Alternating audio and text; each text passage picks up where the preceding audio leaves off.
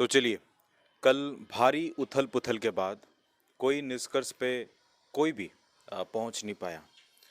ये बात स्टार्ट होता है दोस्तों, जैसे कि आप सभी को पता है कि आज हम आईबीपीएस आरआरबी की डेट्स के बारे में चर्चा करेंगे।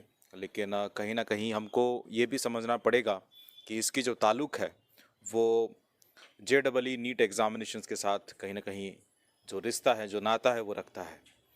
मैं आपको बताते चलूं कि सुप्रीम कोर्ट ने ये फटकार लगाया था जब उन्होंने बोला था कि जब कोर्ट खुल सकती है, बच्चे अपना भविष्य को क्या एक साल के और अंधेरे में रखना चाहते हैं।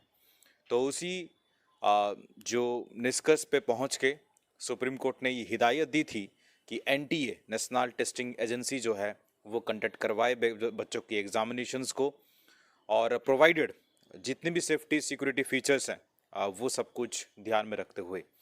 तो भारत के जो सॉलिसिटर जनरल हैं तुषार मेहता, तो उन्होंने ये एश्योरेंस दिलवाया और सभी को भरोसा दिलवाया कि चीज़ें जो है वो बहुत स्मूथली चलेगी, बहुत प्रिकॉशंस के साथ चलेगी और एग्जामिनेशन जो है वो तय समय मुताबिक होगा।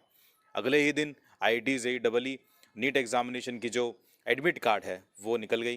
काफ़ी लोगों ने इस पे जो है समर्थन जो है वो भी दिया, और काफ़ी लोग ऐसे भी देखने को मिले जो इसके अपोजिशन में थे, इसके अपोजिट में थे, ताल्लुक नहीं रखते थे। तो बच्चों ने एडमिट कार्ड डाउनलोड किया, और अब जो सवाल खड़ा होता है दोस्तों, आज इस चीज़ के बारे में जो हम डिस्कस कर रहे हैं इसलिए कर रहे हैं क्योंकि भारत के सबसे बड़े नेता सुब्रमण्यम स्वामी उन्होंने एक बयान दिया। उन्होंने कहा कि national disaster is on the way. इनका कहने का मतलब यही था कि उन्होंने एक चिट्ठी लिखा था प्रधानमंत्री जी को। उन्होंने बोला था कि अगर ट्रांसपोर्टेशन सही नहीं है, चीज़ें सही नहीं चल रही है, तो बच्चों का एग्जामिनेशन कंडक्ट करवाना, यानी कहीं ना कहीं हम इनवाइटेशन दे रहे हैं कि कोरोना आएगा और सभी को फिर फैलाएगा। और शायद हम लोग को भूलना नहीं चाहिए, उन्होंने ये भी खबर की जो है इस पे और ज़्यादा मजबूती के साथ कहने के लिए उन्होंने ये कहा कि कर्नाटका में जो सीटी एग्जामिनेशन हुई थी उसका जो भी नज़ारा आपने देखा होगा वो काफ़ी भयानक वाली थी। और साथों साथ यूपी की जो बीएड की परीक्षा थी वो भी काफ़ी जो नज़ारे थे वो सबको डराने वाले थे।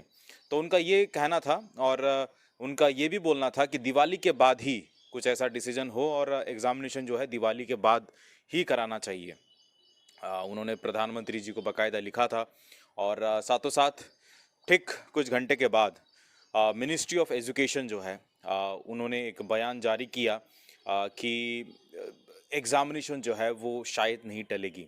एग्ज़ामिनेशन तभी टलेगी जब हम एक मीटिंग करेंगे, और मीटिंग में जो निष्कर्ष में पहुंचेंगे वो बच्चों के भलाई के लिए होगा।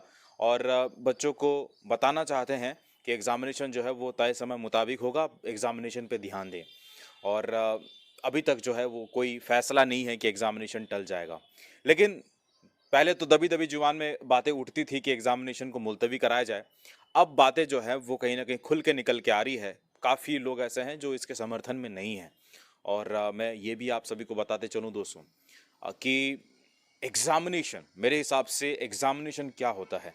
एग्जामिनेशन एक एटमॉस्फेयर होता है, एक माहौल होता है जहाँ पे सिर्फ आपके जहन में ये चलता है कि एग्ज़ाम ही है और कुछ नहीं। राइट, आपके जहन में जब चल रहा है कि कोरोना है, आपके जहन में जब चल रहा है कि एग्जामिनेशन होगा या नहीं होगा, तो आप किस क्लैरिटी के साथ अब एग्जामिनेशन की तैयारी करेंगे। तो ये बहुत दिक्कत है। और मैं आप सभी को बताना चाहता हूँ कि मैंने ये जो भी आपको ब्यौरा दिया, ये कल की पूरी जो है वो कहानी बयां करती है दोस्तों, कि अभी कोई निष्कर्ष पे कोई नहीं पहुंचा है। और अभी जो भी डेट्स पहले से दिए गए थे अब वो डेट्स पे कायम हैं। और आने वाले 2-3 दिन मेरा मानना है कि सबसे बड़ी चुनौती वाले दिन होगी, जहाँ पे लोगों को ये समझना पड़ेगा कि अब एग्जामिनेशन तो है, वो तो होनी है, लेकिन तय समय मुताबिक होनी है या नहीं होनी है, ये आने वाले 2-3 दिन आप सभी को बता देंगे। तो ठीक उसी तरह आप लोग बोलोगे कि आईबीपीएस आरआरबी का क्या ताल्लुक है इसके साथ। बहुत ताल्लुक है, बहुत बड़ा ताल्लुक है, क्योंकि एग्जामिनेशन अगर एनडब्ल्यूटी जो कि नेशनल वाइड एग्जामिनेशन है, आरआरबी भी एक नेशनल वाइड एग्जामिनेशन है, हालांकि ये स्टेट के हिसाब से ही होता है। लेकिन मेरा देखो, पहले सबसे पहला वीडियो जो था वो स्टूडेंट फरमाइश का ही था, और उसी ने ही जो है वो ये बयां किया था आप सभी को कि एग्जामिनेशन जो है वो होना है, बिल्कुल होगा, और इस समर्थन में हम लोग हैं। लेकिन हमारे सामने क्लैरिटी क्या है?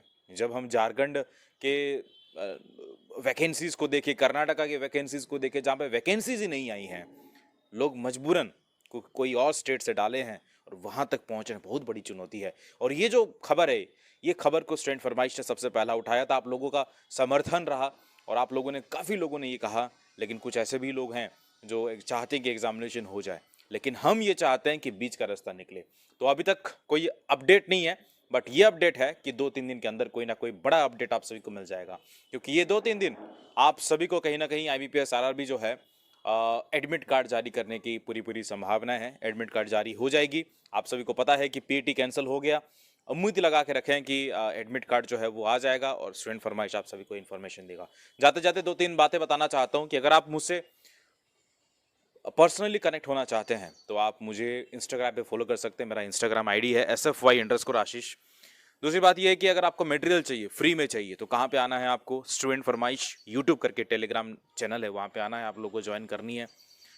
लिंक जो है आपको डिस्क्रिप्शन बॉक्स में मिल जाएगा। IBPS RRB के लिए एक बताते हैं ना कि एक जरिया प्रिपरेशन का, और किस तरीके से मॉक टेस्ट को अपीयर करना चाहिए। जो सपना आप लोग देख रहे हैं कि 80 से 80 बना सकते हैं, बिल्कुल बना सकते हैं। वो तरीका जो है हम वो IBPS RRB कैंप में हम आप सभी को सिखाते हैं। कैंप जो है वो 150 रुपये का कैंप है। आइए ज्वाइन करिए, जो भी लिंक है आपको डिस्क्रिप्शन बॉक्स में मिल जाएगा।